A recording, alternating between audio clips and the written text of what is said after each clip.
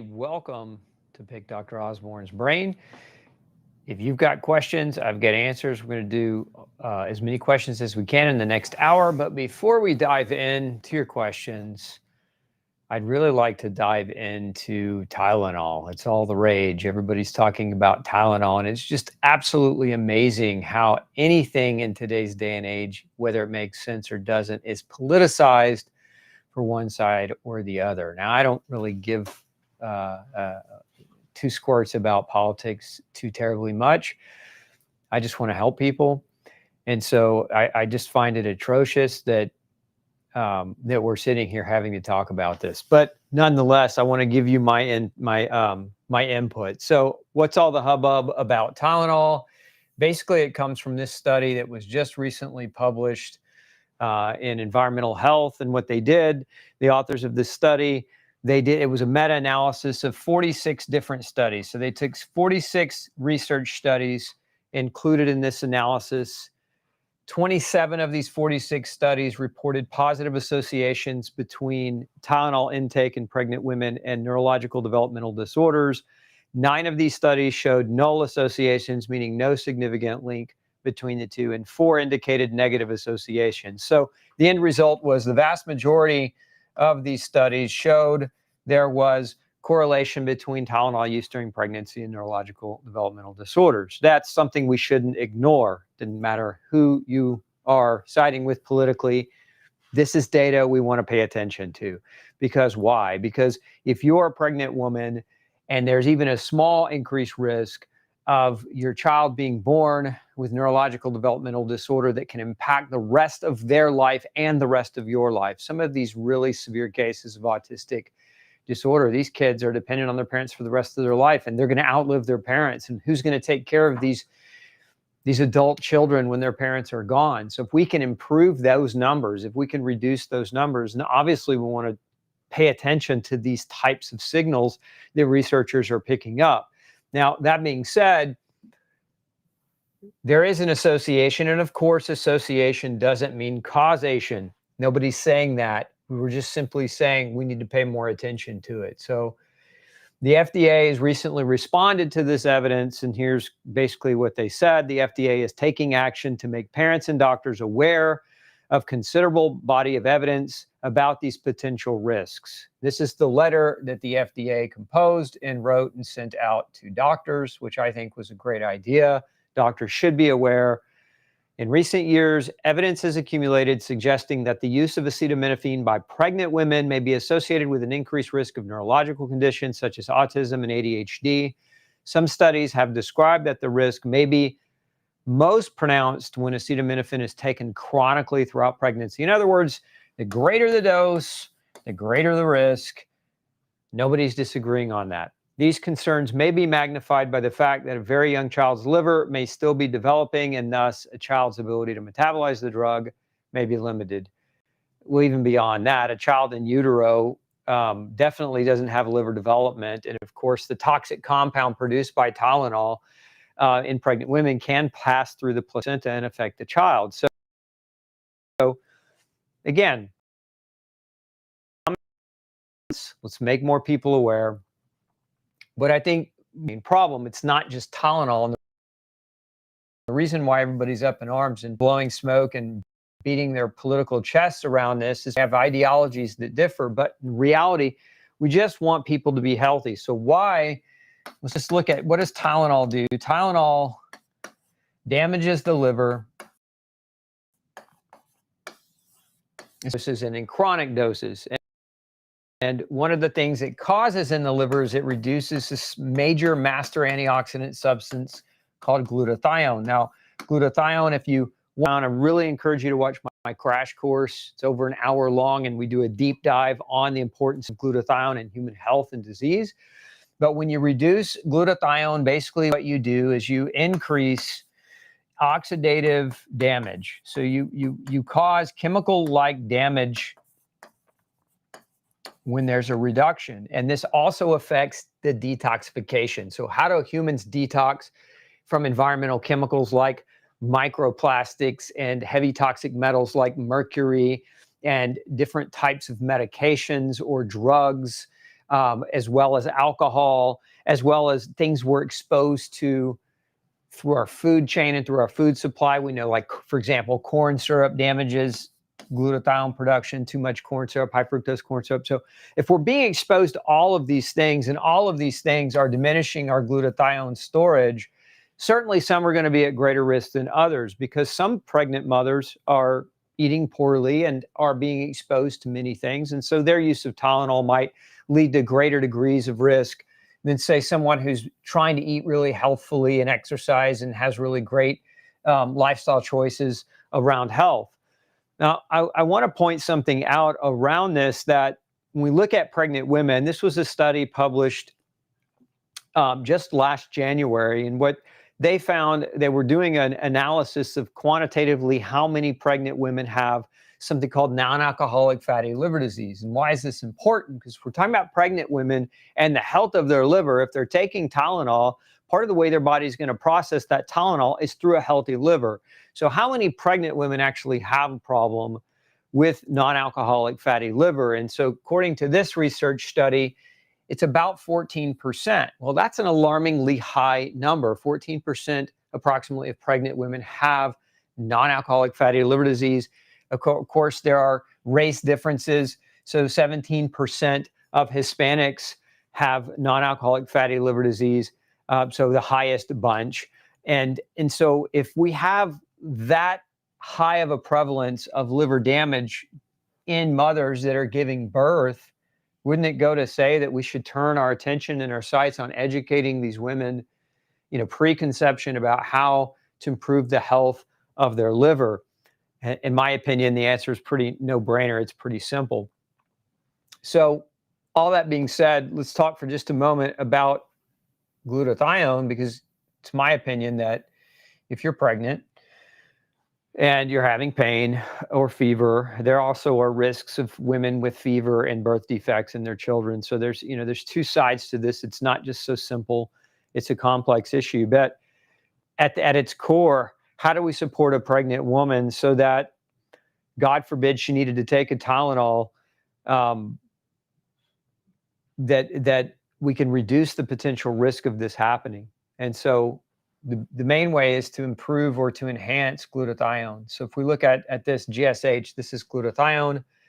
And one of the core structures of glutathione is its amino acid components. So there's three major amino acids: L-glutamine, L-cysteine, and glycine, that combine together to form glutathione. So one of the things that we see very commonly today in pregnant women is we see low protein diet. Thank you in large part to Bill Gates and his ilk, demonizing animal protein. So we see reduction of protein in the diet, and we see high carb diet, predominantly in the form of refined carbs. And we look at refined carbs, where does the majority of refined carbs come from in the US diet? It's from grain-based items, predominantly high fructose corn syrup, among other things, cereal, breads, pastas that are highly refined. And so when we have a diet that's high in refined carbohydrates, what that does is it depletes glutathione. And if the diet is also low in protein, it further depletes the amino acids necessary to produce glutathione. Now, when you couple that with the fact that these diets are highly processed and low in nutrients like vitamin E and vitamin C and lipoic acid and vitamin B2 and vitamin B3, these are the nutrients that are necessary to help recycle glutathione. Your body, once it makes it, it can recycle and regenerate it, but it needs other antioxidants to do that, antioxidants like vitamin E and vitamin C. So if you have a diet that's highly refined, carbohydrate-based, low protein, low in nutrients like lipoic acid and vitamin C and selenium and magnesium and glycine and cysteine, and here's vitamin B2 here, and also low in nutrients that would support glutathione's production, like brassica vegetables. Green tea is a great way to get extra glutathione. So this is where we're at. As a society, we eat like shit, excuse my language, but that's just the truth. We eat poorly. We have women who are becoming pregnant who are already obese before they become pregnant, and they already have a tremendous amount of them already have evidence of non-alcoholic fatty liver disease and glutathione depletion as a consequence to that.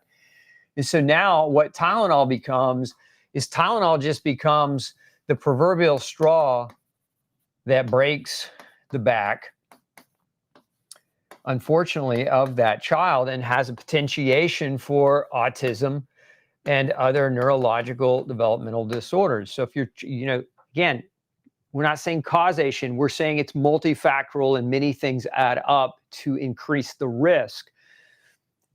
What do we want to do? Ultimately, we want to reduce this. And so how do we do that? We reduce all the risks, and Tylenol is one of them, but bad diets are another. Certainly lack of activity, lack of sunshine, poor self-care, all of these things are going to play a role. Poor nutrition, smoking, exposure to pesticides, exposure to herbicides, exposure to plastics, exposure to chemicals that are used as preservatives in our food. Like, all these things add up to create the perfect storm that now when we add certain things in, that risk just enhances even higher. So hopefully that gives you a little bit more context around this issue. I'm of the opinion that this right here, this whole argument right now, is more of than anything, it's just one huge distraction from the core issue at hand. This is distracting us all from the real conversation. It's one of those things I can't mention lest the censor bots really want to take over here. But, many of you take your children into what we call well checkups or well checks. To me, that's a very misleading term because there's nothing well about it. And when you take your child in to get those done, of course, there's the exposure, and many of you know what I'm talking about. There's the exposure through this well check to numerous other chemicals and adjuvants. And I think Tylenol is a distraction from this, because this was making its way through the media cycle and becoming more and more, people were becoming more and more aware of looking at this and asking different questions about what we've all been told historically. So it's my advice that we get back to the real investigation and quit being distracted. But now that you have my take, many of you asked me what my take is. Hopefully that's helpful for you in your own life and help you make some better decisions. So now let's dive into your questions. Let's see here. Dr. Osborne, do you know if fiber optic internet is a safer option regarding EMF exposure compared to regular Wi-Fi? Yes, it's a safer option.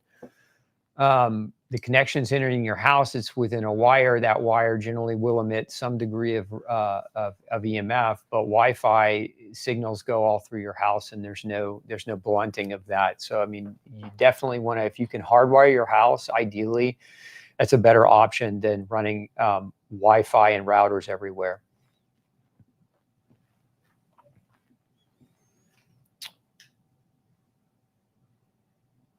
Let's see here. What's good for detoxifying the liver?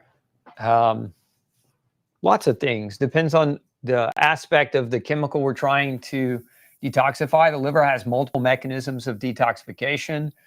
Of course, the one we just talked about, which is glutathione. And so glutathione comes from protein. Glutathione is a peptide. It's made out of 3 predominant amino acids. So making sure you eat enough protein, that's going to help your liver, because it's a resource for your body's ability to make glutathione. If we want to recycle glutathione, glutathione is reduced and oxidized. So when you have oxidized glutathione, it doesn't work anymore, and you have to regenerate it back into what we call reduced glutathione. And this reduction, oxidation, but regenerating it, this requires vitamin B2, selenium, as I mentioned earlier. Vitamin C can help with this. Vitamin E can help with this. So these are all nutrients that are going to help basically regenerate glutathione. Alpha lipoic acid, or ALA, is another one that can help with that process. So, making sure your diet is rich in foods that contain these nutrients, potentially supplementation would also be something that you could do. So this is one aspect of detoxification. There are several different systems. One of the other ones that many of you have heard of is called methylation. And methylation is just another way. Methylation is when we add a CH3 group or a methyl group to a toxin in order to help make it less toxic. And this methylation pathway requires vitamins like folate, which is vitamin B9. It requires vitamin B2 and vitamin B12 and vitamin B6 play a role, and glycine and trimethylglycine play a role in this system. So again, it's nutrient based. All of your detoxification pathways are predominantly dependent upon nutrients. And so you have to make sure you're well nourished. This is why I'm such a huge proponent. And I always talk about, you see me say this a lot, test, don't guess, when it comes to your micronutrient status, because any deficiency in any particular nutrient can create a proverbial monkey wrench in the cogwheels of your detoxification pathways, thus slowing them down or muting them, making them less effective. So you definitely, the best way to know the exact answer to that question is to get your micronutrient levels tested through INA, intracellular nutritional analysis. And if you missed Tuesday's show, go back and watch that. I did a deep dive on INA and testing and what you can do and why it's important. Let's see. If somebody tested negative for gliadin, but positive for HLA-DQ8, DQ3, has symptoms, bloating, acid reflux, constipation, weight and hair loss, does that mean the person is celiac or leaky gut? So yes and no. It's hard to say just from that information, but if you test negative for gliadin, gliadin is only the name of the gluten found in wheat. There are other forms of gluten, and when you're getting an antibody test for gliadin, again, it's only wheat. So it's not really a comprehensive test to measure for gluten sensitivity. It's a test to measure for wheat gluten sensitivity. But one of the other problems is this is an antibody test.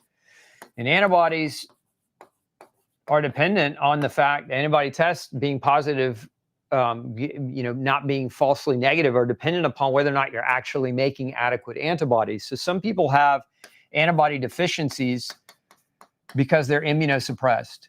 And one of the things that causes immunosuppression is gluten. So if gluten is causing your body to make low levels of antibodies, and then the doctor is trying to measure those antibodies as a reflection of whether or not you're gluten sensitive or celiac, but your antibody levels are low, you get a false negative on your test. And this is a very common phenomenon that we see happen. And so if you've had antibody testing and it's negative, it doesn't mean you don't have a problem with gluten. It just means that that test in particular could be misrepresenting what's actually happening. If you're positive HLA, let's see, you were DQ8. So HLA DQ8 equals celiac, equals an increased risk of celiac development. HLA DQ3 does not. HLA DQ3 is what we call a non-celiac gluten sensitivity marker. So generally people with DQ3s don't develop celiac disease, but people with DQ8s and DQ2s can. But if you have two markers, even in the presence of a false antibody, the likelihood that your body is reacting to gluten is pretty much positive, meaning that genetically speaking, you have genes that would recognize gluten as a foreign entity, and your body's immune system would say, let's go neutralize that. So if you've got positive genetic markers in the presence of a negative gliadin test, I would go with the genetic markers as my guide 100% of the time in that situation. Let's see, if they find a lesion on the right breast, but it's consistent with the simple cyst and no blood flow to the cyst, should my wife follow up? I would look at iodine deficiency or progesterone levels, because it's very common to see, well, iodine is necessary for progesterone production. And, but iodine deficiency is also notorious for creating cysts.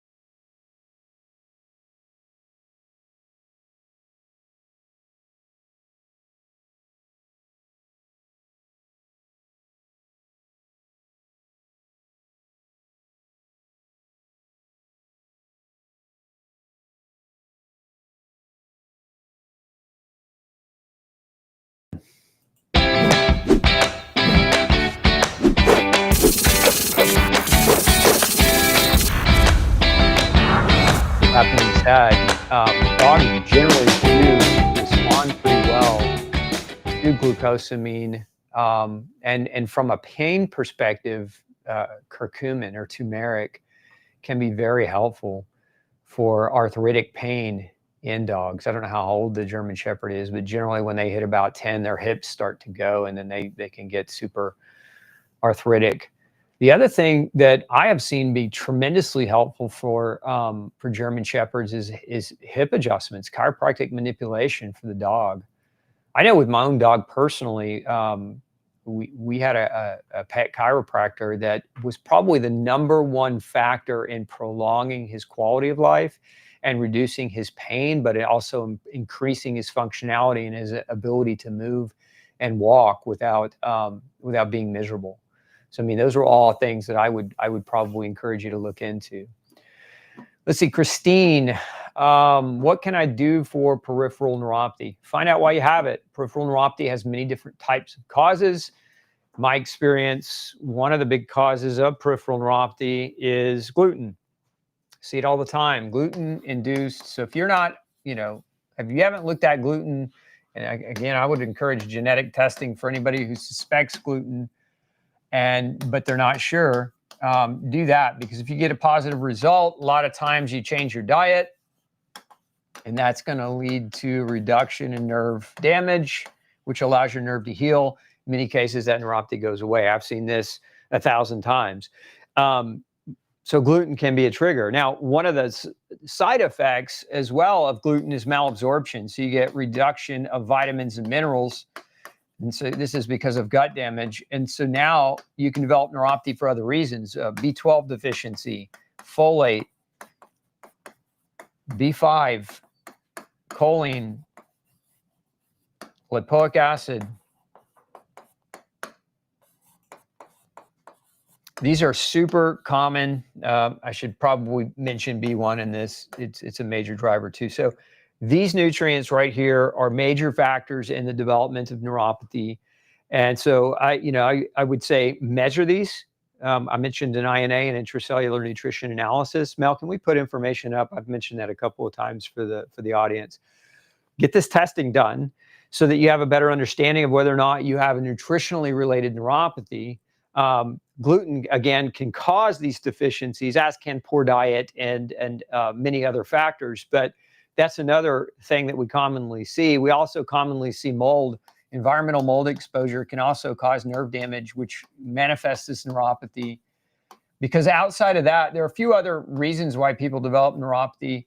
Again, if it's an autoimmune neuropathy, usually it's going to affect both sides. Now, if it's a physical damage type of neuropathy, like maybe you have a degenerative disc or nerve impingement, that's where an MRI and X-ray can be very helpful, ruling out that type of issue. And those things can be treated. There's a lot of great treatments. Chiropractors probably do the best job of treating neuropathy caused by disc herniations or nerve impingement syndromes. But those are all things that you would want to get ruled out depending on, on what you have or haven't done so far. But I would look at all of those things.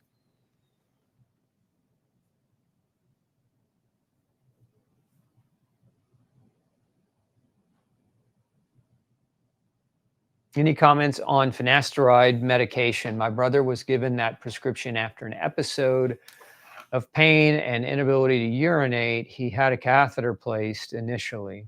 I mean, is his prostate enlarged, Diana? Because I mean, that's where you got to look at that as a potential, but then you got to start asking deeper questions like why is there a problem? If it's prostate enlargement compressing the ureter, there's some natural things that some people find very helpful. Saw palmetto, zinc, selenium.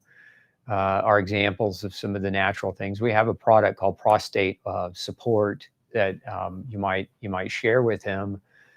But I would want to know root cause. Another thing that we a lot of times will see BPH, benign prostatic hypertrophy, when somebody's being exposed to mold, because it's an inflammatory driven process.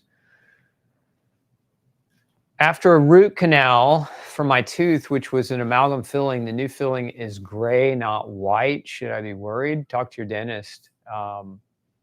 It may just be the composite material that he used. It's hard to say for sure. But talk to your dentist, and if you not happy with that conversation, maybe look at getting a second opinion. But it's hard to say. Amalgams they can use different materials, and they don't always match. Sometimes, I don't know. I don't want to say it terribly, but sometimes not great dentists won't match up your amalgam with the color of your teeth, and then it looks bad. But you may also still have an infection underneath that. It's causing some of that discoloration. So I would definitely look at having another conversation and getting maybe even a second opinion.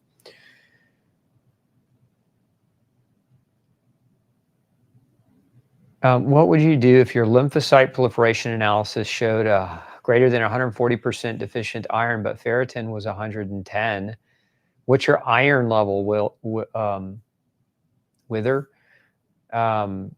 What's your iron level in your blood? Because that's another one. I would suspect if you have a deficiency in iron on an INA test, that you would want to look at inflammation as a driver, because one of the things that happens is something called inflammation or anemia of chronic inflammation. The inflammation drives hepcidin,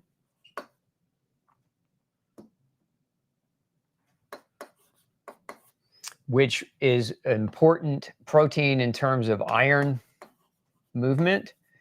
There's also other nutrients that will affect iron's movement, like copper.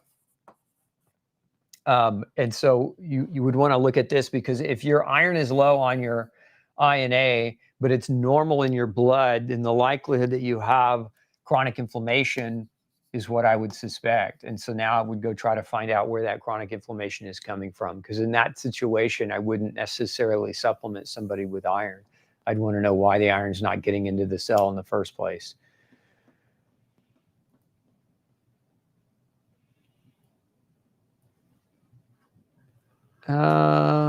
Let's see, answered that one.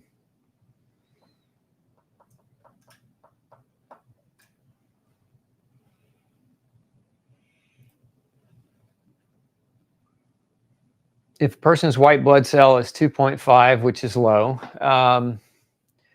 lymphocytes, now you guys are milking me for lab readings. This is not medical advice. This show is about general questions that I can help you with. But if you've got a low white count, as a general rule of thumb, you need to figure out why. And there's a lot of reasons why that can happen. There's diseases that can impact the bone marrow. There's nutrients that can reduce your body's ability to produce lymphocytes effectively. There's certainly environmental exposures that put pressure on the immune system, that over time the white counts will start to drop as a result of that chronic exposure. There's just a lot that could be unpacked with something like that. I am celiac. I'm 100% gluten-free. As I read your book, I finally found a lab that performs intracellular tests, but only 6 elements. Is that okay? No. There's 40 essential nutrients, and if you're measuring 6, you're missing 34. So I would, I don't know where you live, but look into our INA. We measure the 40 essential plus more. We measure over 50 essential nutrients and nutritive substances.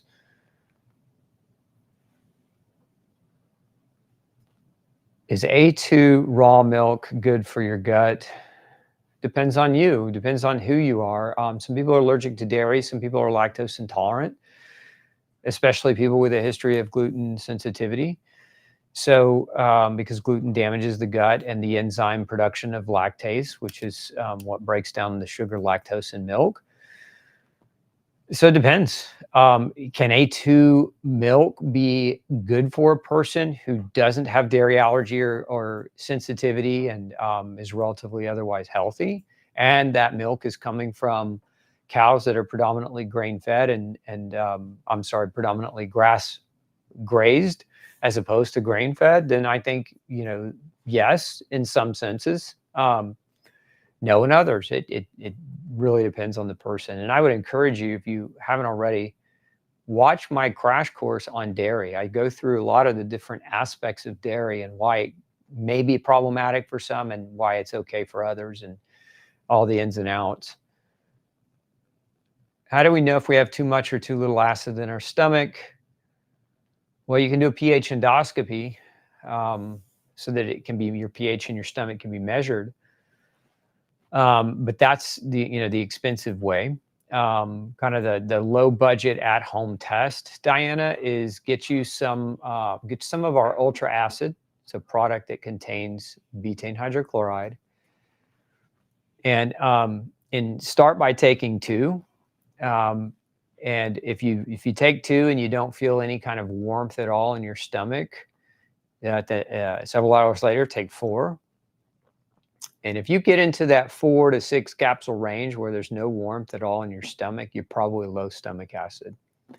Again, that's not as much of an objective test as a direct measurement of stomach acid through pH endoscopy, but it's a good at-home kind of simple thing to do.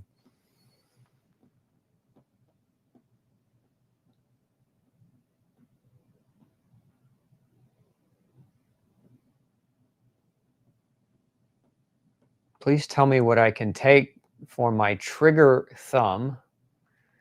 The doctor injected triamcinolone. I would go see a good chiropractor who does red light laser therapy, cold laser therapy. A lot of times those can break up through good manual work, those trigger points like that. And that's the first thing I would attempt. Outside of that, if I were going to do any kind of injections or recommend any kind of injections, I'd be looking at, maybe potentially injectable peptides like BPC 157. How do you get more copper into your diet? You can eat more foods that are high in copper. Organ meat's a good source. Nuts are a good source of copper as well. So that's one way to get it, Meredith. Maybe you should check out my crash course on copper as well. That might be helpful for you.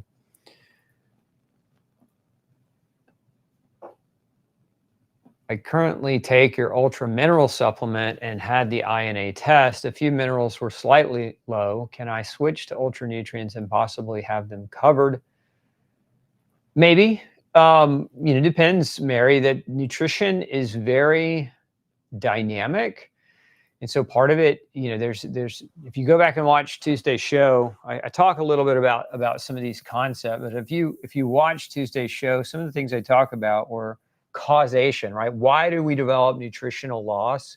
And one is just poor diet, right? The diet, it may not even be a poor diet. It may just be not a well-represented diet for that particular mineral or that nutrient. And so that could be part of it. But your diet, you may be eating the right foods, but where do those foods come from?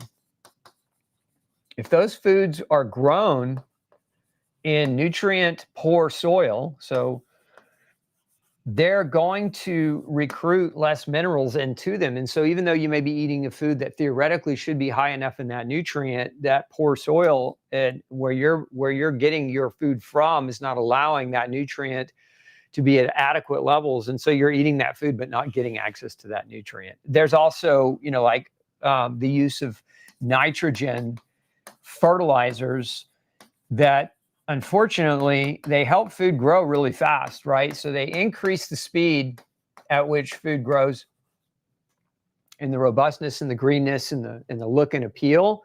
But the problem with that is when the food grows too quickly, it doesn't have the time to incorporate as many nutrients from the soil into it. And so you're left with less nutrient dense food. So some of it's our farming practices, poor soil, nitrogen fertilizers, also the use of pesticides and herbicides and chemicals, and particularly like glyphosate, glyphosate originally was used as a chelating agent or a descaler. It was used to remove and bind metals to descale industrial equipment, and then later became what we sprayed on our food. And so what glyphosate does is it binds, a chelation is it binds to metals, it binds to minerals and reduces your ability to absorb them.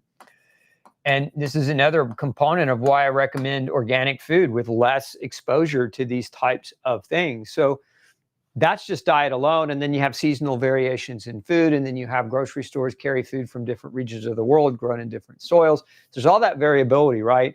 Then you have, so that's just diet. Then you have gut status. And if your gut is inflamed or leaky, then you get reduced absorption. You may be eating the amounts and the right things, but you have reduced absorption or reduced capacity to uptake those nutrients from the food that you're eating. And then one of the third big reasons why we might see this, so we call that one, we call that two. Third reason would be, and these aren't the only three, but these are the three big ones, would be underlying condition or need. And so what does that mean? You might have an underlying inflammatory disease that your body is burning through more of a nutrient than what food might be able to provide, or you might have underlying need because you're exercising more or you're going through more stress in your life. And so again, your body's nutritional need is greater than what diet might be able to traditionally provide. So as far as why they develop, these are the three reasons why. So I know I'm not answering your question exactly. Your question is, can you use ultra nutrients to cover some of the minerals that you were borderline low in? And the answer is maybe yes and maybe no. Ultra nutrients is not designed to be therapeutic to recover mineral deficit. It's more designed to be preventative and as an add-on to a great diet to reduce the potential future risk of developing nutritional deficits. But the doses in it, in order to get enough minerals and ultra nutrients, those pills, we would have to double and really even triple their size to be therapeutically effective. So it depends on the mineral that you have a deficiency of, and it depends on how bad that is, and it depends on these three factors. But if you were in my practice, I can tell you this, I would probably not try to use ultra nutrients as a standalone to get those corrections. I would probably look at what I needed to do to support you with a little bit of extra minerals in that regard.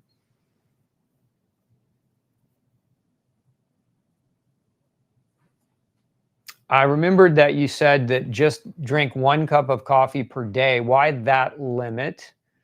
I heard that coffee has polyphenols. It does. Why only 1 cup? Well, 1 cup is about 120 milligrams of caffeine. And this is the dose. If we start going over that and we start increasing or driving sympathetic tone, sympathetic dominance, because too much caffeine overstimulates the adrenal glands. And if you're already trying to recover from years of illness or stress or anything else, and you get in this state, when you're sympathetic dominant, it reduces digestion, it reduces sleep quality,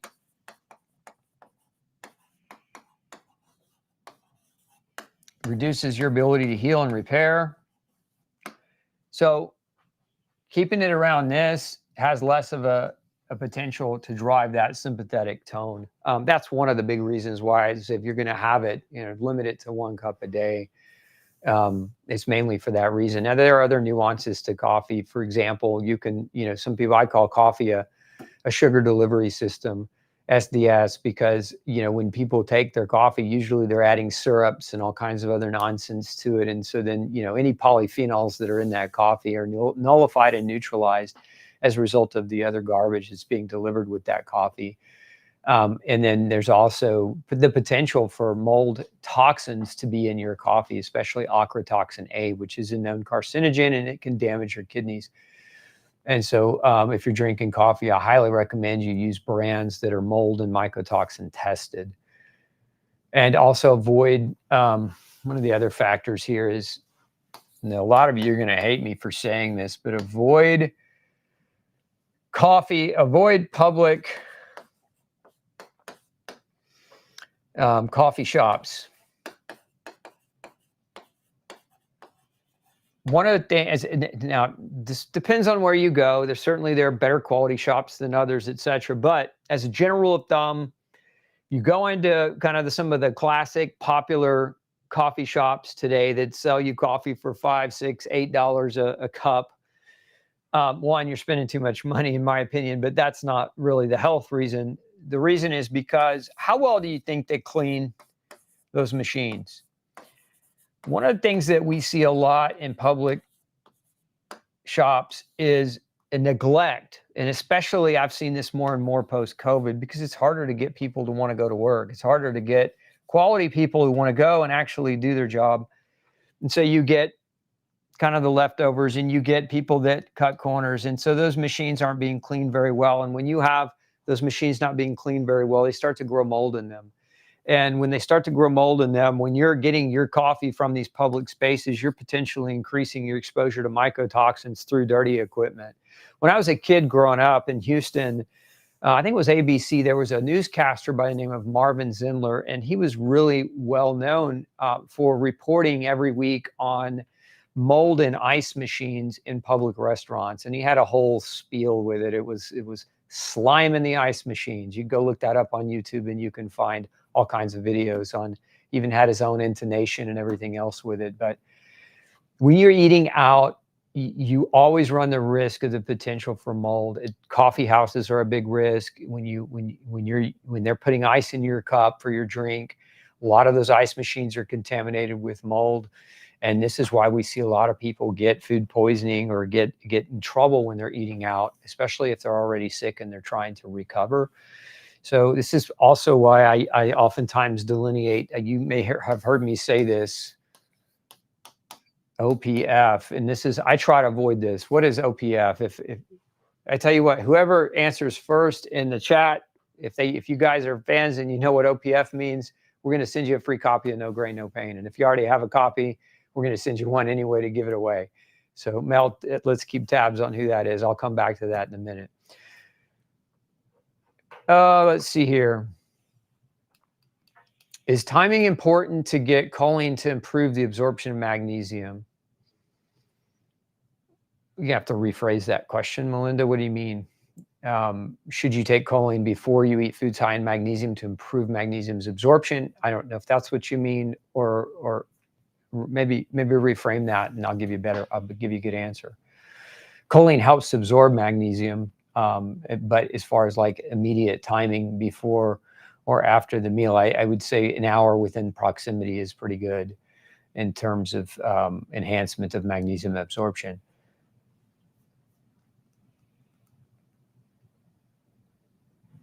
Diane is asking, thanks for the great conversation with Tom O'Brien. Are there any new developments in your treatment methods and technology? What new lab tests?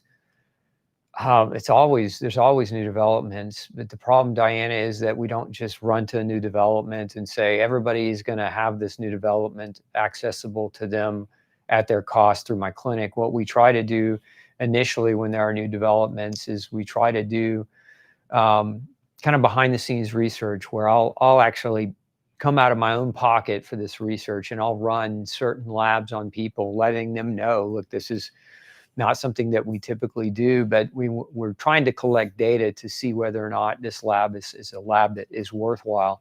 This is one of the key things with the lab, is that it has reproducible results. So if I send that lab out and it's not reproducible, then how well is it going to be as a clinical tool for us in our practice? So there's always new developments. I mean, we've brought on just in the past several years several new technologies within our practice that help us to identify issues in patients. And so I don't know if that answers your question, but it's something that, as long as there's great researchers out there doing great research work and developing tools for clinicians to use, we're going to keep tapping into that science and trying to evolve and do better as we practice, right? As the saying goes, it's when you're in practice, you're not perfect, you're in practice. And so you want to enhance your skill sets, your knowledge base, and your tool base as time plays on, as we learn more and know more.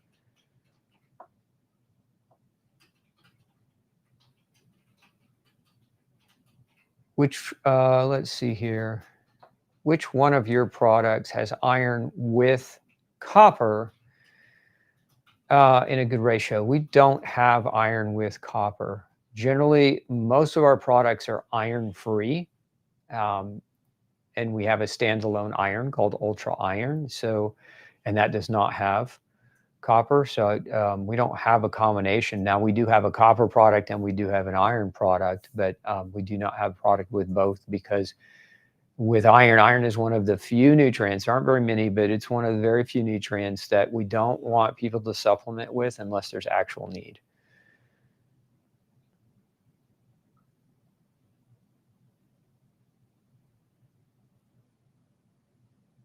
Do you offer or recommend a specific GI test? We offer GI tests in our practice, but not online. They're too complicated, and I'm not comfortable right now with the level of the ability to put complex lab and direct to consumer hand, because then they're going to be like, well, what do we do with this information? And so testing without guidance or interpretation is not ideal. Food sensitivity test, yeah, we offer those. We're in the process of working out a few kinks in the logistics chain, and I think we'll have those ready. It should be any day now. I mean, within the week or two. Outside of that, we do testing online for nutritional deficiencies, and we do testing online for gluten reactivity, genetic testing.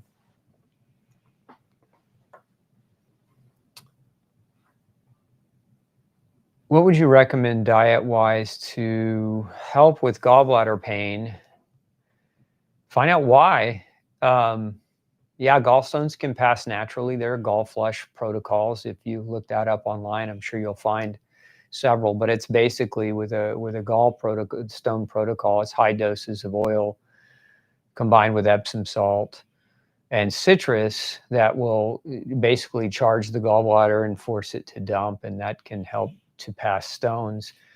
I like bitters. If you're just trying to stimulate the gallbladder to push, Mary, bitters. We have a product called Ultra Bitters that we'll use that for. But ultimately, you want to figure out why the gallbladder has pain. Why are you forming stones? One of the top reasons that we see stone formation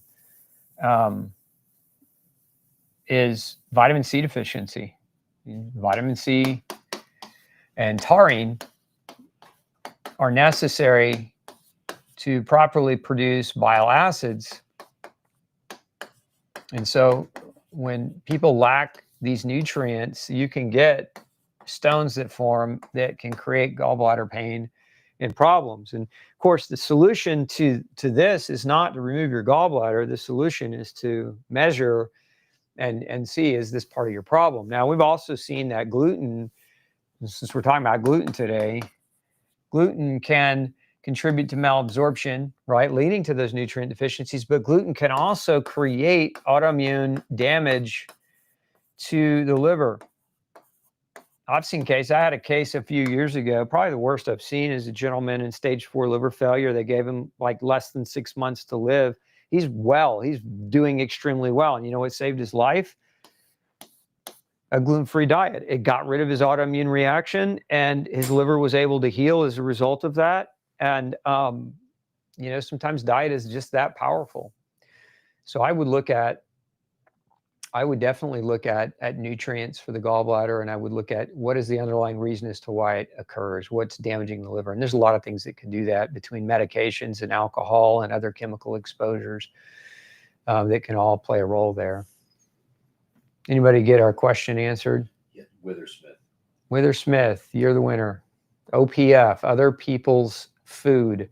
That's why what I was saying earlier is I try to avoid this, because if I'm at a restaurant or at somebody else's house, number one, I look at food as super important to maintain my nourishment, and I don't expect it, nor do I demand that another person is going to have the level of attention and quality that I do for myself. So part of it is just trust. Now, some of you may say, well, how do you go and spend time with family and friends and that kind of thing?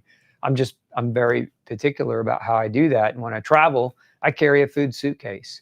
And usually if I'm traveling, if I am going somewhere, I'll research the area ahead of time, and I'll find the farm to table restaurants where I know the food quality and the choices are going to be probably a little bit better. But I'll also look for the natural grocery stores in the area. And if I get a hotel, instead of a hotel, I'll get a kind of an extended stay type of hotel where I have my own kitchen, where I can go do my own grocery shopping and do my own food prep. Not everybody's willing to go that extra mile. Just for me, I'm willing to do that. To me, it's that important.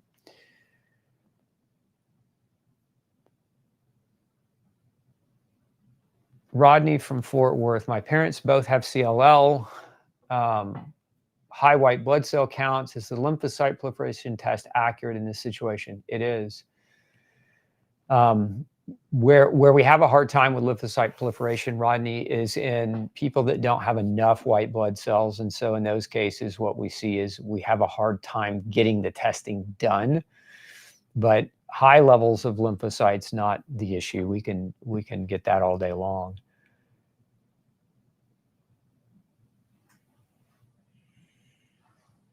Christina's asking, can you tell me more about the absorption of animal proteins, meat, eggs?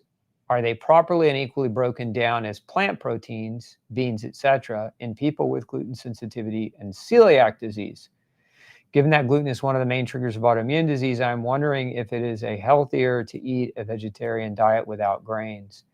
It depends on the person. I do not recommend a vegetarian diet for anyone. I think that there certainly are people that feel better eating more plant-based foods than more meat-based foods. And I'm not going to dismiss those people's experiences in terms of how their health has improved as a result of doing that.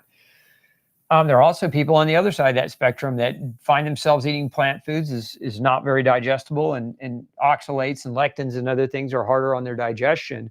So this is one of those scenarios where it's unique to the individual, and there are a lot of variable factors that can impact it. So, with gluten, for example, when you cut it out, the great thing is, once you cut it out, if you're looking at your GI tract, the damage that occurs in the GI tract from gluten, because you can get damage to the esophagus. This is your stomach, esophagus, small intestine, and even your large intestine further down. All that damage heals, right? When you cut the gluten out, the lining of the GI tract is 2 to 7 days.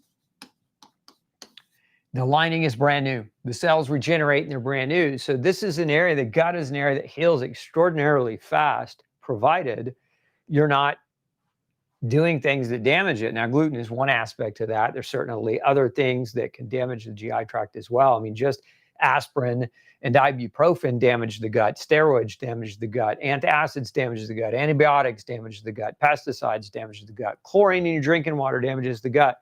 So if you can alleviate those types of, obvious exposures, the stuff's going to heal. And what we're looking for as the gut heals, the ability to digest, when we're talking about proteins, so if we look at where protein is predominantly broken down, it's broken down through the enzymatic and acidic action from substances in the stomach, the parietal cells and the chief cells, which make the substances that break proteins apart so that you can break them down into peptides, and then subsequently from peptides, you can break them down into the smaller singular amino acids, in which now they're absorbing into the bloodstream.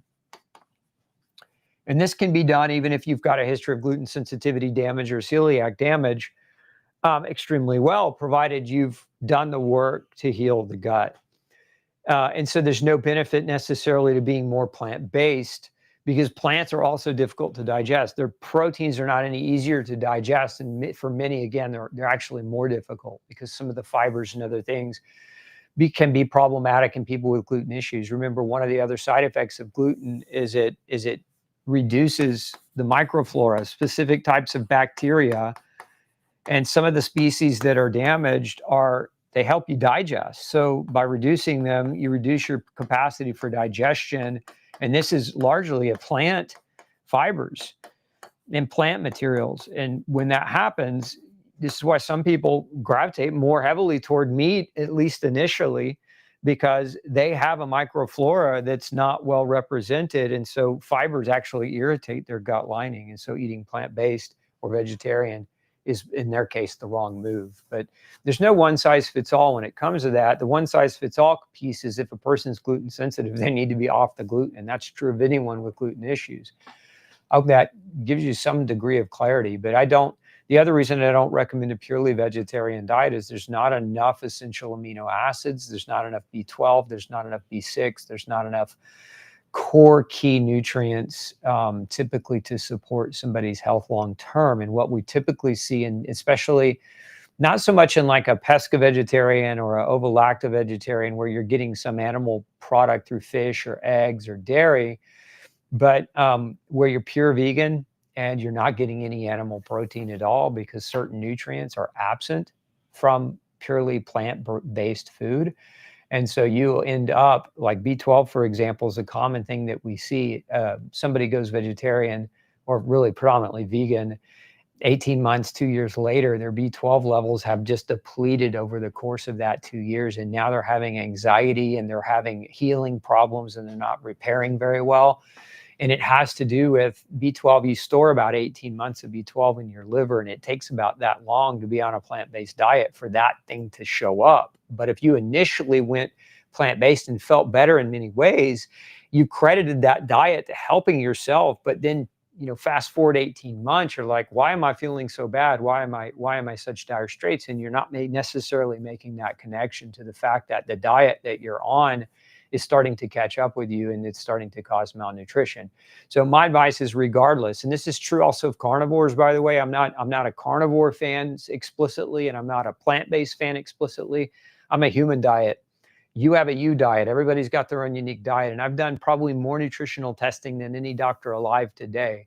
And I could say very, very clearly that I have seen people on plant-based diets have good nutrition, and I have seen people on meat-based diets have good nutrition. And I've also seen people on those diets have terrible micronutrient levels. And so it's largely unique. This is why I'm a big advocate of testing, especially if you're finding that you feel better on a restrictive type diet. Test periodically, test every 6 months, get an INA test done so that you can determine whether or not you have gaps in your nutrition that you can fill either through enhanced food choices or through nutritional supplementation. So thanks for your question.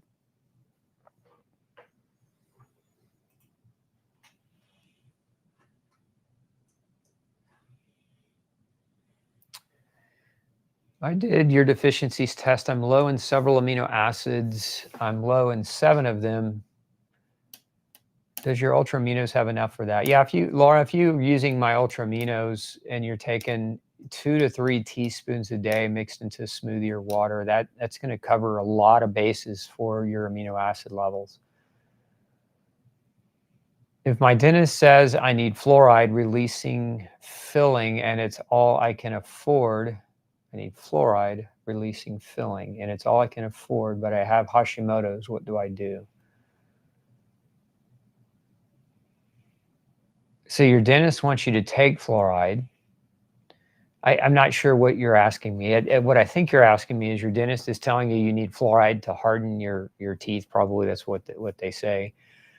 But you don't want to use fluoride because it'll affect your thyroid, and you already have Hashimoto's. You don't need fluoride to have good teeth. You don't need fluoride for your filling to be effective or not. But I'm not 100% sure that that's what you're asking me. So maybe reframe your question. If one has to choose between a little hard alcohol or narcotics for pain, which is worse?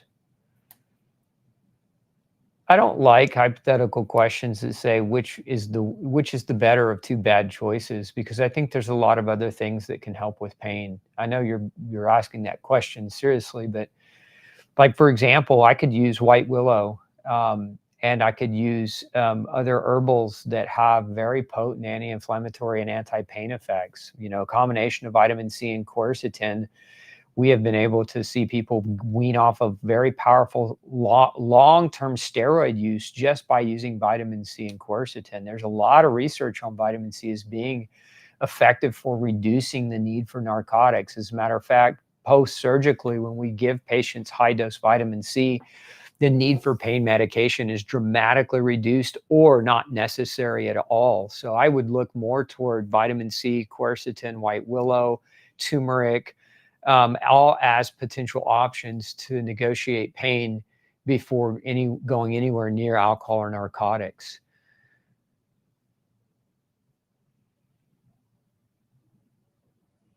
I did your test and I'm deficient in 20 nutrients. Can this be why I have cavities in my teeth? Yeah, of course it can. Your teeth, the dentition and the health of your teeth is required. I mean, nutrients are required for that. I'm taking a supplement that has serum-derived bovine and IgG. What exactly is this doing for my body? Well, what's the context of why you're taking that supplement? Because serum-derived immunoglobulins, which is what that is a bovine product. We actually have one called Immune Shield. And what Immune Shield does is it acts like a binding agent in the GI tract. There's been a number of studies that show that type of product can help with the gut, can help with the health of the gut. It can help to bind toxins and other microbes that don't belong in your gut so that they can be pooped out. So, I mean, there's that aspect of it. Largely that product, just a little history about it. Years ago, it's probably 15 years ago, the pharmaceutical industry, this product's been around for probably 20 years. Pharmaceutical industry bought up all of the supply from the company that was making it, and they basically they made it a prescription medication to treat irritable bowel syndrome and inflammatory bowel. It's called Interrogam. And the product is like, it's like a $50 product. And so what they did is they bought up the world supply and they started charging people $500 for it because they saw a profit motive that they could tap into. Since then, other companies have come along and produced it. So making it available for people to not have to pay $500 a month for, for the benefits of this particular protein-derived product. Do you recommend kinase or bromelain for somebody with COVID? Depends. If somebody has acute COVID, more specifically, what I'm going to recommend is high doses of vitamin C and quercetin, and then I have a product called Virid, and I'm going to pump them with that product as well. I'm also going to have them run a vitamin D, a high dose vitamin D saturation, where we're going to give them about 150,000 units of vitamin D for 3 days straight. Like, that is the protocol. When I talked about that protocol during COVID, I was banned. As a matter of fact, that protocol, because it's so effective, I think is because it's so effective. New York Post wrote a hit piece against me. Business Insider wrote a hit piece against me. YouTube censored that video. They took it down. They didn't want people to have access to real information that might be helpful at the time, and then gave me no recourse to reinstate it. But those are the things that I would do if I had acute COVID. Now, you could also add NAC, NAC to that list. 1,500 to 2,000 milligrams can be very effective as well. And now, post-COVID, post this past 5 years of craziness, guess what? The research now, all the researchers that were out there that were treating patients with COVID and using things like vitamin C and NAC and quercetin, the research now confirms that all those things help, that all those things are beneficial, reduce hospitalizations. As a matter of fact, I was later, after I was attacked, I was then brought on Fox News, and we talked about vitamin D responsible, getting adequate vitamin D reduced a massive amount of COVID deaths. And so I was, in a sense, I was exonerated after all that happened. And then that story went global. So I was happy to see that, that we stuck to our guns. We stuck to the nature of natural works. Vitamins and minerals and natural things work. They're very, very effective, and you should always start there. Over novel new therapies that are untested and no long-term data exists on. Vitamin C's huge long-term data, quercetin, huge long-term data, etc. What do you think of DMSO for pain? It works pretty well. So that's definitely another option. What do you think about MSM? I think that, in what regard? You got to give me kind of context around it, but it's a great source of sulfur.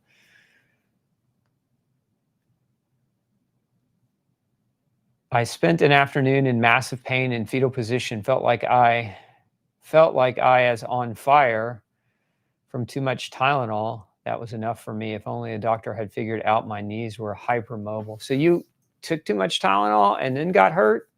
because the antidote for Tylenol poisoning is N-acetylcysteine. It's very, very clear. That's been medically researched, and actually the FDA classifies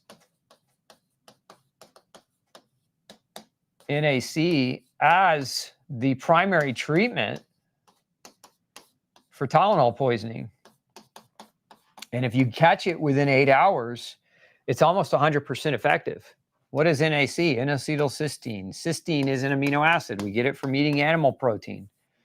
As again, the attack on animal protein, the attack on protein in general, when people largely deficient, more prone to these types of things from happening, more prone to pain when you're cysteine deficient. Very important amino acid. Does it hurt a person to take more than 4 ultra nutrients a day? I mean, it's unique to the person. Some people do fine. I mean, I would say if you're like an advanced athlete doing heavy training, 4 to 8 a day is not out of the question. You're not going to overdose on anything. In that regard, it's a pretty conservative formula. It's conservative, but the doses in it are meaningful. What symptoms of nutrient deficiencies are most commonly mistaken as disease? All. I mean, the vast majority of illness, in my opinion, is a degree of either poor nutrition or environmental exposure to poisons, or a lack of environmental exposure to things that are helpful, like sunshine. I think all diseases can be summarized down into those categories for the most part. I mean, there are exceptions to the rule. Some people have inborn errors of metabolism that are genetic from internal or in utero DNA damage, but I think even that stems from environmental exposures, nutritional deficits, and lack of healthy behaviors. I think you can pretty much resolve most things preventatively in that way, but you can pretty much resolve most conditions by taking a proactive stance.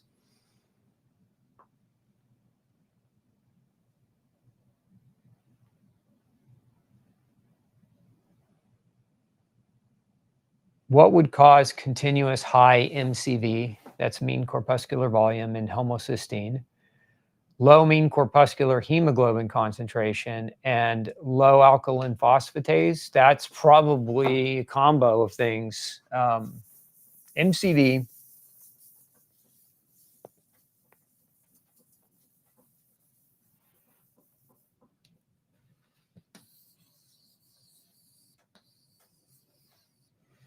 so in your bone marrow, you have stem cells, and those stem cells produce red blood cells, baby red blood cells. And when baby red blood cells are born, they're very large. And as they mature, they get smaller. And then ultimately they lose their nucleus and they take on hemoglobin so they can carry oxygen. So if we have a red blood cell, this is immature, it's larger. And that's what MCV is measuring. MCV is the size, mean corpuscles of blood, red blood cell, mean corpuscular volume. So if you've got a high MCV, it means that you have immature red blood cells. They're too large. They haven't matured.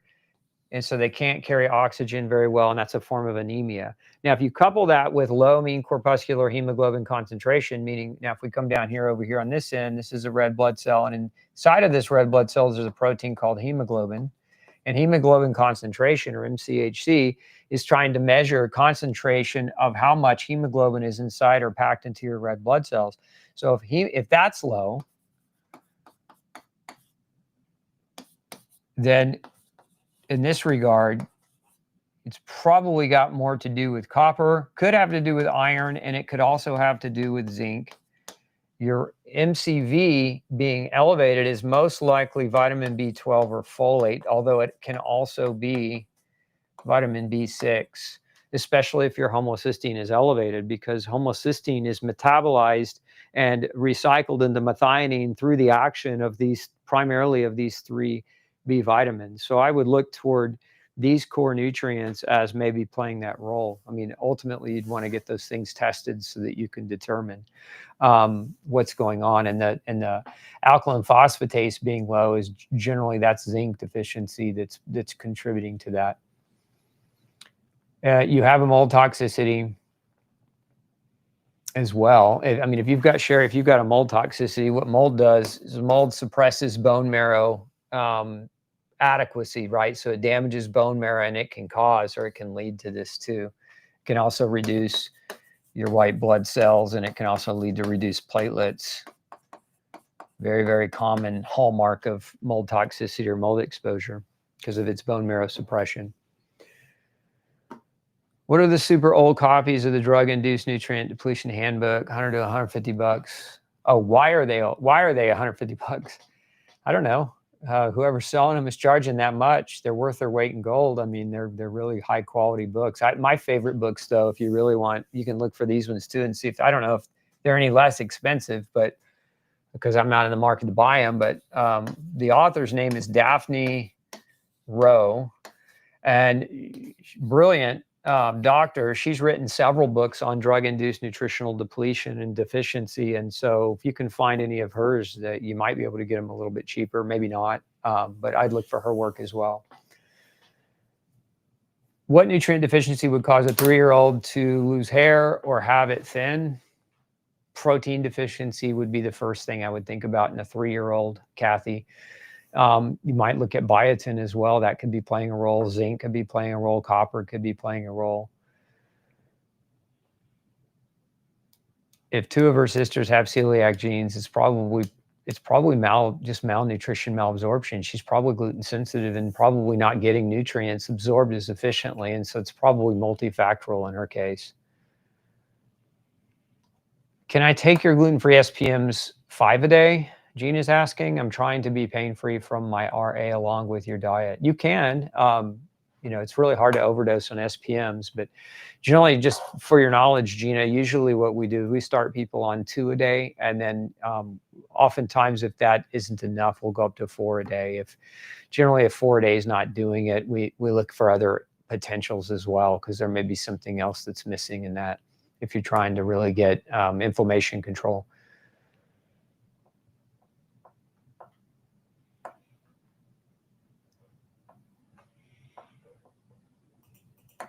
Are we on still? Looks like we froze. Yeah, was that was an okay? That was a while back. The internet went out for a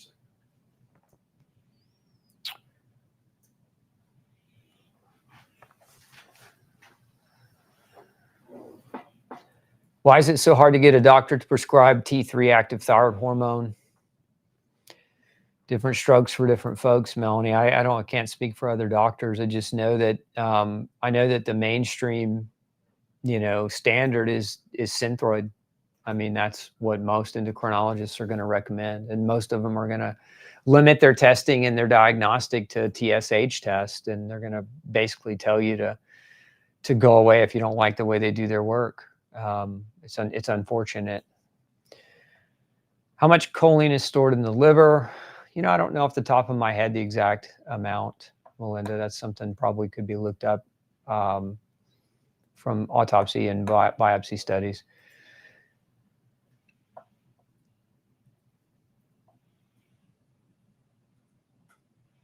Let's see here.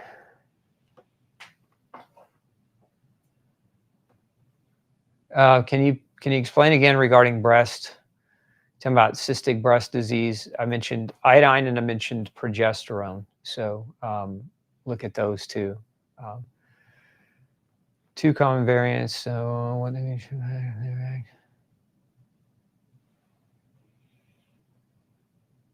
So the question about MTHFR, there's 2 different variations that are measured typically on a lot of these genetic tests.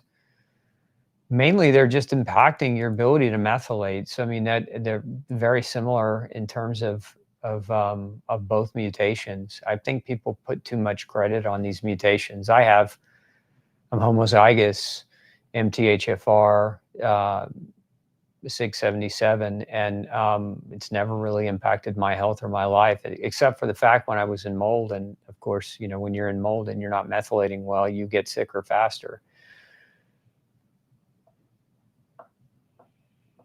In type 1 narcolepsy, is magnesium beneficial for sleep? Maybe, Rachel, but I'll share with you. I'm glad you asked that question. We're getting ready to publish a case. Actually, I'm working with another doctor right now it was actually a doctor who I was treating who had narcolepsy, among other problems. And in her case, she was in mold. And this was mold was in her office. So she would go to work to see her patients, and she was being exposed to heavy amounts of multiple types of mold because her office had a water damage issue. And we found the mold in her through testing. And I kept telling her, I said, your problems are going to get better if you can figure out where the mold is. And so she home tested and she vehicle tested, and those were negative. And finally, she ended up finding the mold that was in her office. The day she found it and dealt with it, it was literally within 48 hours. Her narcolepsy was gone. And I've seen this in other patients too over the years where mold played a role in that. And so I would just tell you, if you have that diagnosis, you need to look for the mold. Or if you're leery about looking for the mold, look for mycotoxins in you. Get with a good mold literate doctor and get mycotoxin testing done to determine whether or not you need to pursue that investigation deeper. Then you can always call our office too if you'd like to work with us.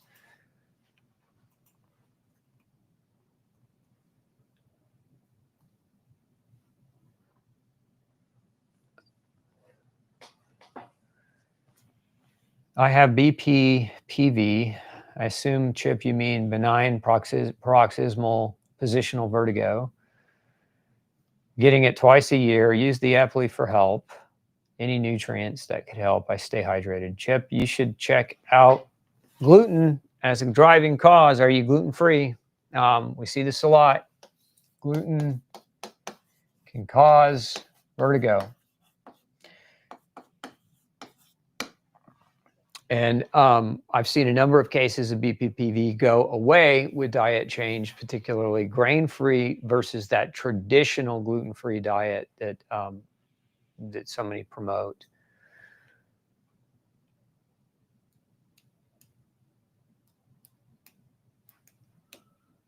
Best way to fix low cortisol and adrenal function.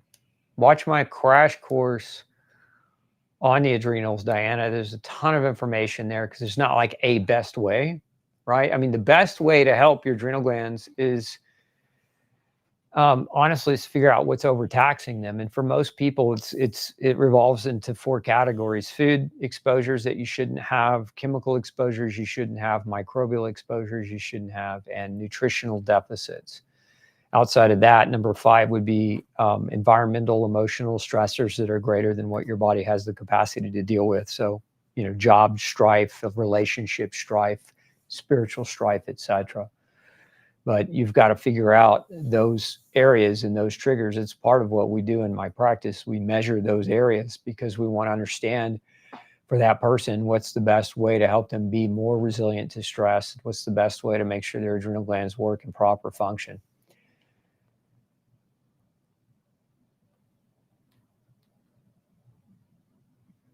Will thiamine help with RA? It can. Number one thing in my experience, I mean, I wrote No Grain, No Pain because of my experience largely with rheumatological arthritides. When I was training earlier on, I worked in a VA hospital in the rheumatology department and saw just, in my opinion, a travesty of horrificness where our veterans were just being pumped full of methotrexate and Plaquenil or hydroxychloroquine to treat their pain, and their joints still deteriorated and their quality of life still deteriorated, and they were miserable people. And when I dared to speak up and talk about diet as a potential solution and vitamins and minerals as a potential solution, I was told to be quiet. And when I left the VA and started my own practice, one of the first people I treated was a little girl, 9 years old, with terminal juvenile rheumatoid arthritis. She had 6 months to live. And, we saved her life just with diet change. No Grain, No Pain. If you haven't read it, go read it and follow that diet along with your endeavors into nutritional supplementation, because I think you're going to be hard pressed to recover by taking supplements alone. I mean, some people do really well with supplements, but you really have to adjust and address your diet as a core factor in RA. If you don't, you know, the benefits that you might receive from supplementation are going to be minimal compared to diet change plus supplementation.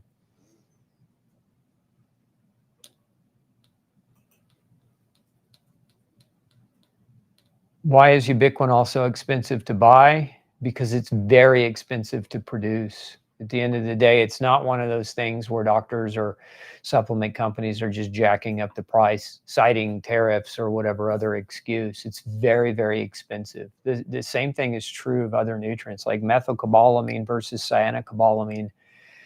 You know, we use methylcobalamin in our products as one of the main sources of vitamin B12, but as an example, you can buy cyanocobalamin for pennies on the dollar, but methylcobalamin is $5,000 per kilogram. It's very expensive. It's because some of these things are very expensive to produce, and so you have to take that into consideration. Now, sometimes there's popularity around a supplement when it comes out and it's brand new, and so there's all this marketing hype, and so the cost is higher because everybody's excited and they're willing to pay more. But CoQ10 has been around for decades. It is not one of those. It is just expensive to produce.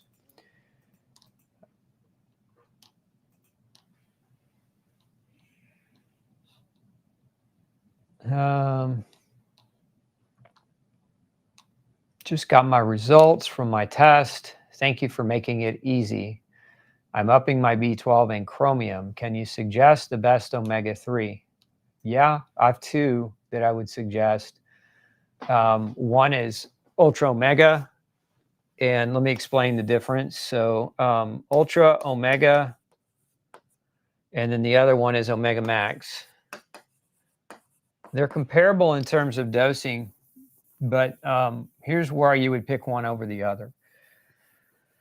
Ultra Omega contains lipase, and we do that on purpose. This is an enzyme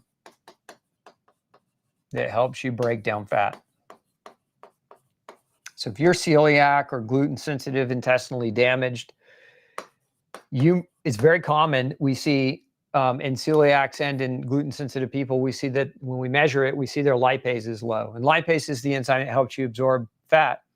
So we put it in our omega because we cater a lot to people with gluten issues. And so this is Ultra Omega. Now, Omega Max does not have the lipase. It is, again, it's an equal formula in terms of quality, but doesn't have that extra lipase.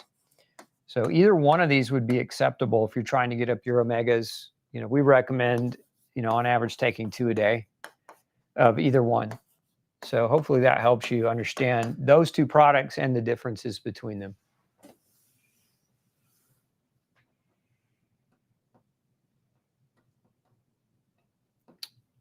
Is it harder for men to heal hair loss in your experience after grain-free diet than women? Depends on the type, Robert.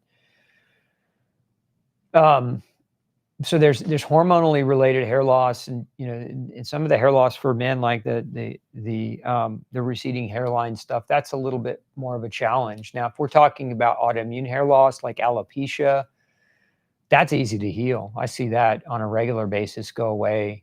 But that's where you have the circular patches of hair loss where the hair just completely falls out, and it's like a baby's butt. It's smooth. You get a patch like that, and it's just super smooth hair. Now those nummular patches like that in alopecia, those will go away most of the time, depending on when we catch it. But I've seen cases of, probably the worst case I've ever seen was it was actually a dietitian that came to see me, a registered dietitian, and she had a patch that big on the top of her head that they had been injecting steroids in for a good year and not getting any regrowth. And when we changed her diet and we took her gluten-free, like 6 months in, it was halfway regrown, and another 6 months, it was full head of hair again. So with men's hair loss, if it's androgynous hair loss or what they would kind of call familial hair loss, it's a tougher thing to get for regrowth.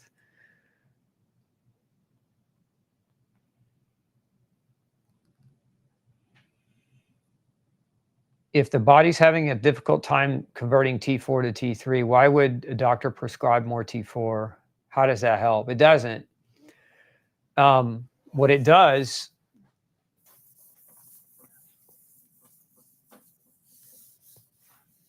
so you got T4 has to turn into T3, and this predominantly occurs in the liver, although it does occur in other tissues too. It occurs largely as well in the muscle, but a lot of that conversion happens in the liver peripherally. So T4 through medicine, so if you're taking Synthroid, that's what, it's a source of T4. And if you're not converting T4 to T3, you need to look at selenium levels, because this enzyme right here, it's called a deiodinase enzyme, and that enzyme is its cofactor, or it's driven by selenium. So selenium deficiency will reduce conversion of T4 to T3. So too will iron. Iron deficiency can do that too. So if you're not converting very well, what will ultimately happen if you take more Synthroid is your body is gonna make more reverse T3, and that can be measured too. You can ask your doctor to measure reverse T3, but if that level is greater than 18, it's too high. And this is just your body's way of trying to protect you from too much here. Because what happens is taking this is not going to solve for this if you don't have selenium and iron to do that conversion. It's also going to be, remember, it's done in your liver. So if your liver's damaged, if you have fatty liver, you might have slower conversion as well. So you got to look at things that might affect liver function in that regard. So a lot of doctors don't want to do T3. They're not familiar with it. They don't understand it. Well, I can't put that idea more in their head if they're not willing to hear it. But you've got to shop doctors. If you've got a doctor that's not listening, that's not understanding, that's not catering to taking good care of you and the needs that you have, then let your wallet speak. I know a lot of you are frustrated because it's very hard to find a good doctor who's willing to entertain different things than the standard of care. But look, the more we speak and the more we speak with our wallets, the more we're going to force that change. It's just the way it works. You're not going to get them to change if they're stuck in their comfort zone, and they're still very profitable being in that comfort zone. What's my opinion on the shingles? You're talking about the wax. I'm not a fan of any of that stuff personally. I don't get any of them. I don't think that the body needs those things to be healthy or to prevent illness. I think we have everything we need in our choices and in our behaviors and in our lifestyle. How do I reduce puffy eyes and redness on the face caused by long-term corticosteroids? Stop taking the steroids, but you need to have a strategy around it, Salman. We help people when we're trying to get them to be able to reduce their medicine dose. We use 5 grams of vitamin C mixed with 4 grams of quercetin.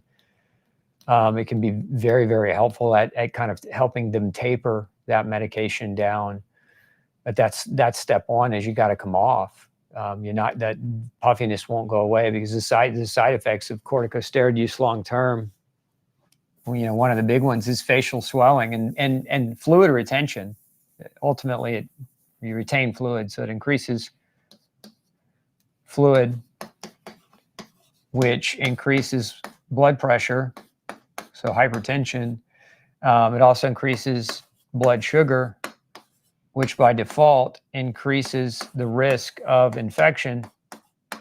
Microbial overgrowths love sugar, so when your blood becomes a petri dish,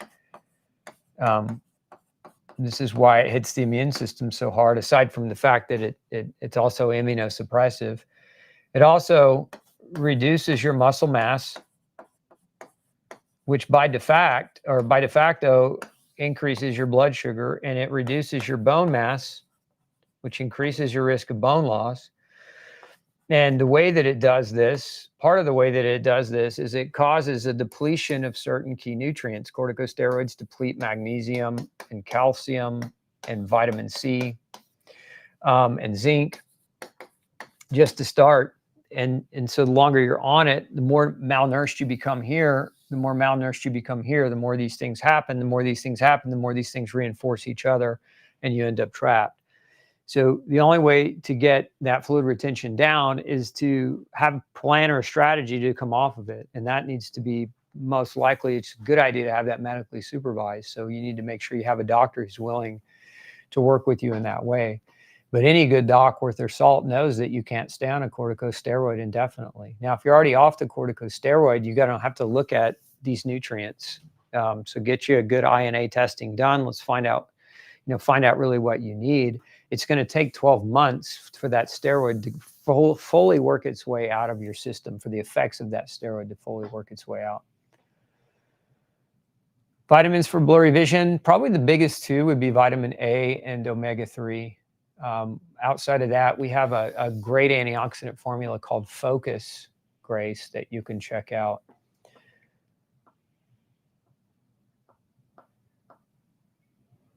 How do you fix a swag deficiency? You get more swaggy. I don't know what you mean. Can intolerances be reversed if we heal the gut? Yeah, in many cases, food sensitivities. Well, let's be specific.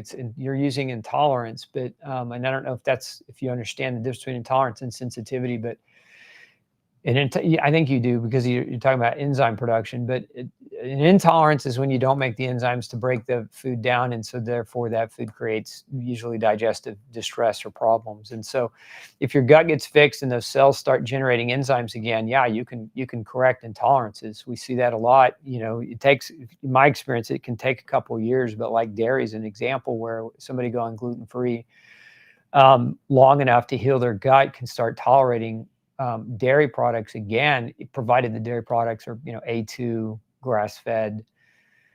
But it takes time. But yes, the gut can heal.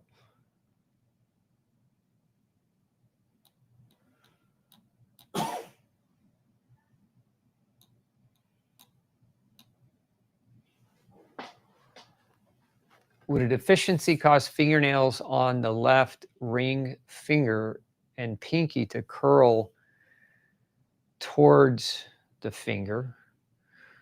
They uncurl when I get them wet, and they curl back up. Drink a gallon of water a day. How long are they, Donna? I'd have to probably see a picture. I'm trying to visualize what you're saying. But generally, when fingernails curl and they're very weak like that, it's protein and zinc and other minerals that you may be low in that you want to address.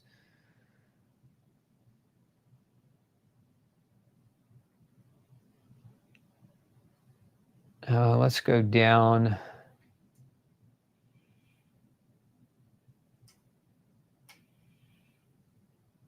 Somebody said other people's filth. That's good too. Yeah, other people's filth. I'm kind of prone to my own filth, so to speak. Is there a benefit to drinking water while eating your meals? Some say don't drink while eating. I'm not a fan of the need to not drink while eating. A lot of your food is broken down by the process of hydrolysis, which is water heavy. It's a water required process. So drinking water doesn't dilute things unless you're overdoing it. I mean, certainly you could overdo it, but drinking a nominal amount of water to help with your digestion is acceptable. Where people go wrong, though, especially, is when they're drinking ice cold water, because the ice causes vasoconstriction of the blood vessels in the GI tract, and so that reduces digestive capacity. So if you ditch the ice and you just drink kind of room temperature water with your meal, there's no real risk or problem with that. It's the cold or the ice cold water that is not good to combine with food, because you vasoconstrict your blood flow to your gut.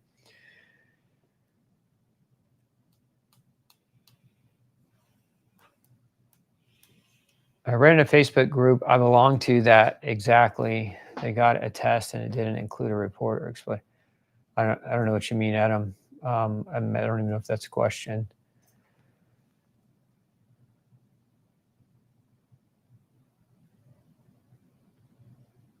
I have MCAS and inflammation in the ileum. I also had exposure to mold. What else can I take for the MCAS? Two things that I would consider Again, this is just to help support that histamine. Is I have a product called HistaSyst, and it's got a mixture of different synergistic nutrients that stabilize the membrane around mast cells.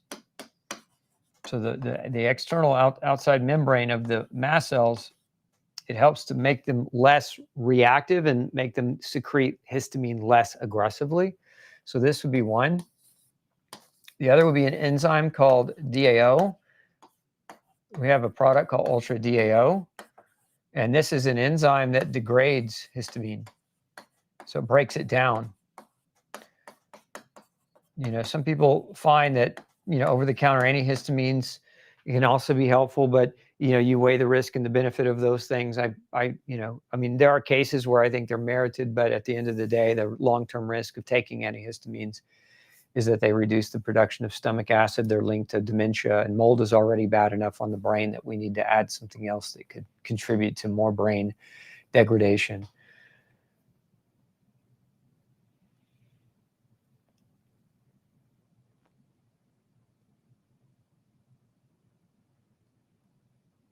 Let's go down just a little bit.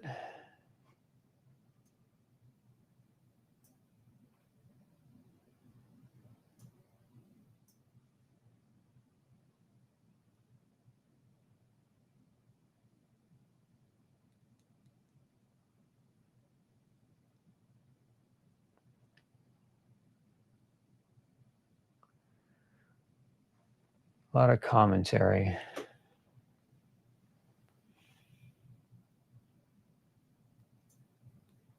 Okay, I like this question. It's a good one. Share protocol for 103 fever in a 3-year-old.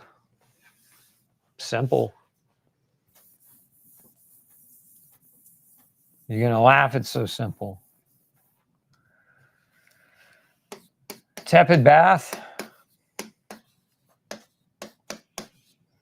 Cold compress. What do we want? I did a video one time on fevers, and I think the video was fever, let it ride. Fevers have intention, right? And 103 is not a big deal. A lot of parents get freaked out because their kid's really hot and miserable. But what's that fever actually doing? That fever is dysregulating the microorganism that's trying to win. So we don't really want to break that fever within reason. Now, we get up over 104, and now we start getting into some kind of more scary stuff. But 103 or less, the cold compress is one of the most effective things. Now, you can also I like to use white willow,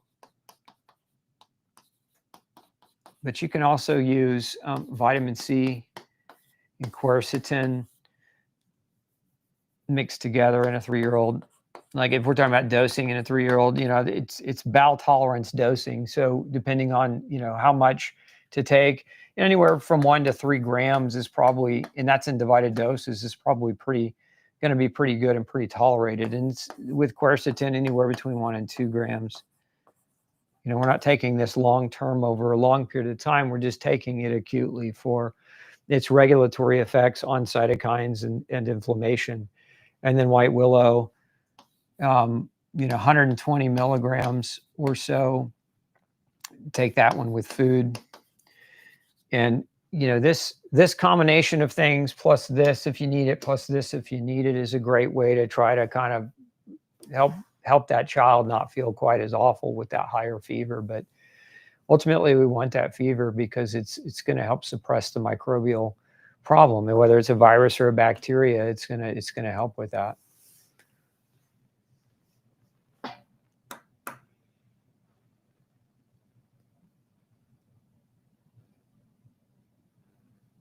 Let's see here.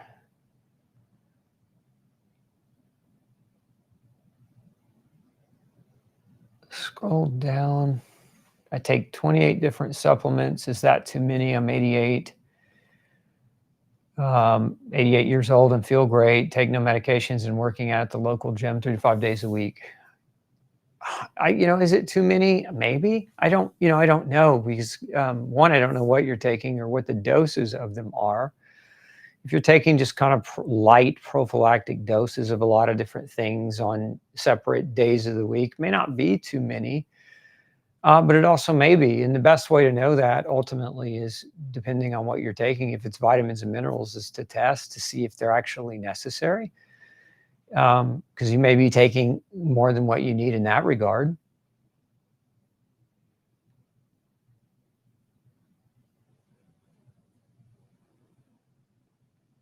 How to connect with us? You can go to could you post our website, Origins Wellness, and then our phone number? Suman, you can reach out to my practice. We'll put a link in below.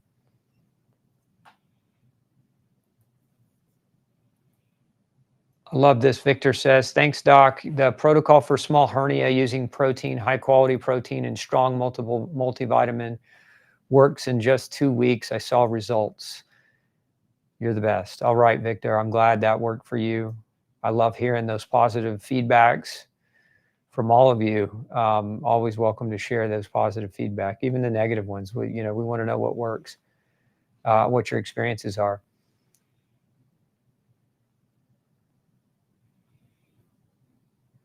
How, if at all, does young childhood nutrition requirement differ from adults?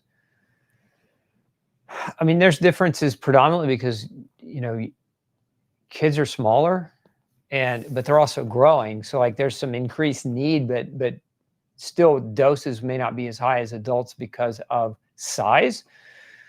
But depends. So depends on male or female. It also depends on what the child is doing, what the child's exposures are. I'm not a fan of generic do this. Now, if your child's diet age 2 to 6 is really solid and they're eating foods that are whole and healthful and not ultra processed, and they're going to bed on time and exercising, getting good sunshine, and they're eating enough total calories, great.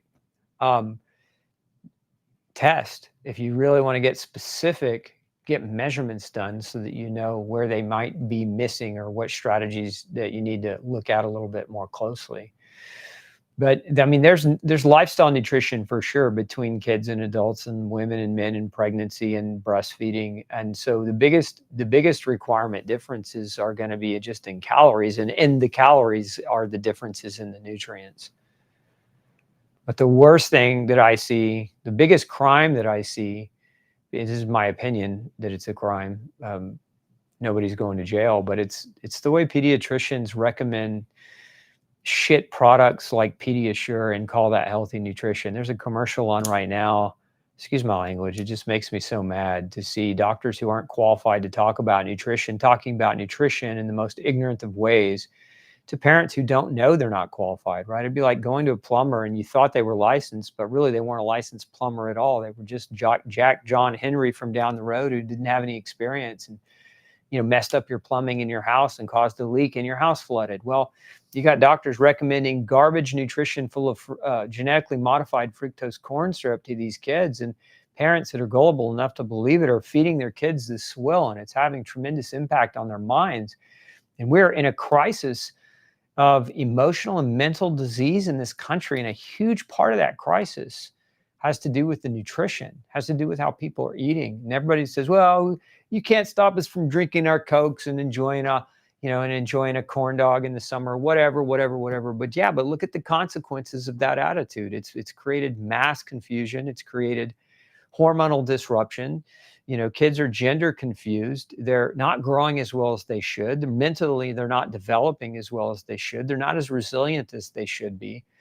We have to at some point come back and look at food and diet and choices, and we have to start attributing the blame to the large consequence of all of these things coming together to create a perfect storm to make our kids unhealthy.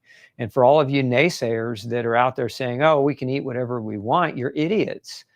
Get an education, understand that diet plays an important role in health. And just because you want to neglect yourself for the sake of the convenience of that neglect, it doesn't mean it's the right thing to do. And we're all paying the price. I mean, my taxes are paying for your bad choices. And your taxes are probably paying for other people's bad choices around this. We spend $4 trillion a year on healthcare that doesn't work because we're not willing to have the tough conversation and acknowledge the things that move the needle. And we're all distracted by Tylenol when we should be really focused on the other things that wellness checks are doing to our kids.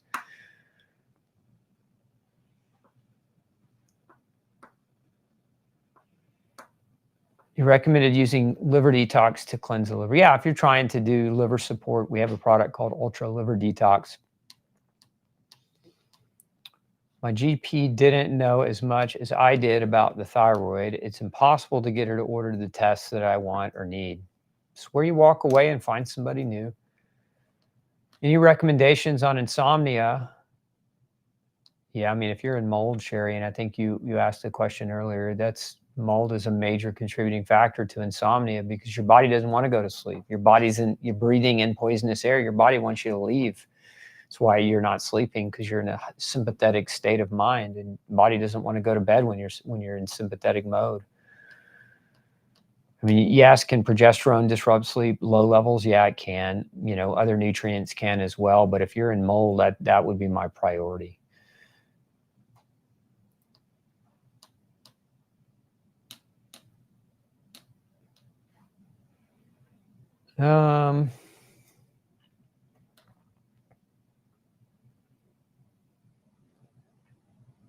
If I've got gluten sensitivity and vitamin deficiency because my gut can't absorb the vitamins, how can my gut absorb the oral supplements? Your gut's going to absorb the oral supplements if you change your diet, but you've got to change your diet. If you don't change your diet, your gut won't repair. So ultimately, change your diet first. Secondarily, your gut will start working to absorb those nutrients, those vitamins that you're taking.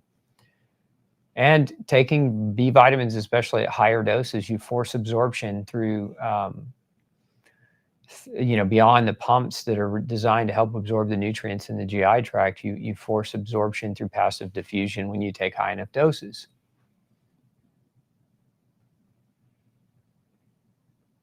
Orthostatic hypotension, you need to look for the mold, Elizabeth. Very, very common driver of that. And POTS, if you've got POTS. Is synthetic B6 toxic versus natural P5P? Yeah, I like P5P much better. The potential for any kind of toxicity is almost non-existent.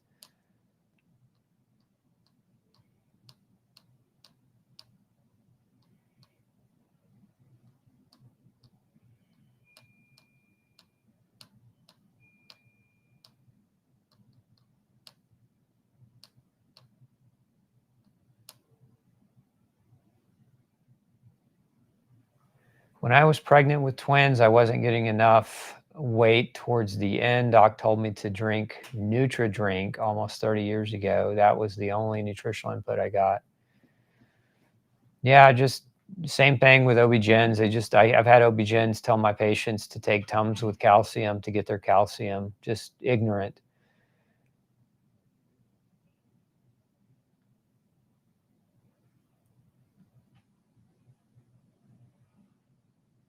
Okay.